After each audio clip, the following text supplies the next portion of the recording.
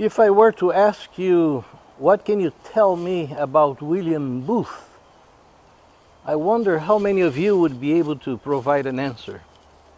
It's very possible that you know somebody by that name who lives right now at this very moment. But to be more specific, I'm thinking of one who lived from the earlier part of the 19th century into the year 1912. This particular William Booth was an Englishman. More specifically, he was a Methodist preacher in his native land. And at one point in his life, he became greatly burdened by people who were affected by poverty as well as by vice, to the point that at a certain moment he left his church ministry completely and devoted himself exclusively to that ministry to the poor and deprived. And he is best known by an organization who up to this very day continues to do a great work in most, if not all, nations of the world, namely the Salvation Army. He would literally pick people out of the gutter who were affected by drunkenness or by a malady or some other factor and bring them into settings where he could personally, with the aid of others, care for them and bring them to a new level of dignity as human beings.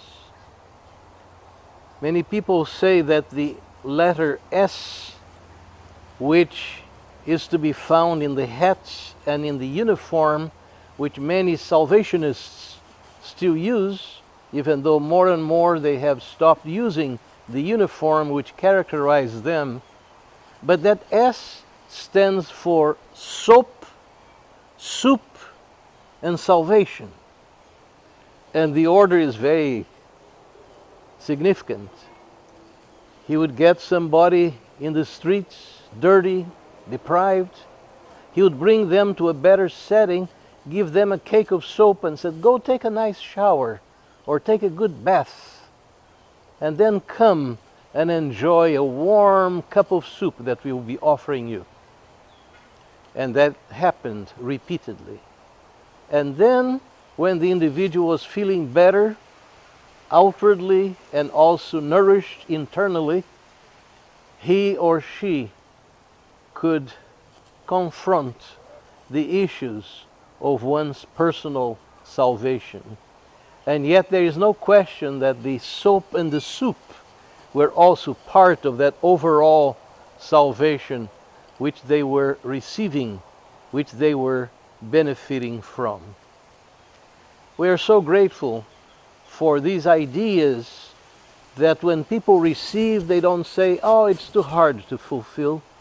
It may be impossible ever to bring this to pass, but who persistently, even if beginning in a small fashion, they bring it to greatness, and with the help of God Himself and the contributions of countless individuals, they are able to fulfill that dream and be a source of blessing to a large number of individuals around the world. Such was the story of Salvation Army. William Booth, when he was coming close to the end of his days, he wanted to send a word that would reach every single one of his co-workers, all of the different officers of his Salvation Army. And the message was such that it could be given in one single word. So he requested, even in his weak condition, that that telegram would be sent to every officer of the Salvation Army anywhere and everywhere in the world. And the word that he used was simply others, because he knew that all of them would comprehend precisely a message that he had given them continuously, repeatedly, in so many different settings, under different circumstances, because they were to live for others and to bring to them what they lacked, both for their material survival and even more so for their eternal destiny. So there is so much that we can really learn about Salvation Army. And I trust that whenever at Christmas time you come out of a major store or out of a supermarket and see someone ringing a bell asking for a contribution, that you don't fail to do your part, being fully persuaded that it goes to meet great need and to accomplish a great cause as well.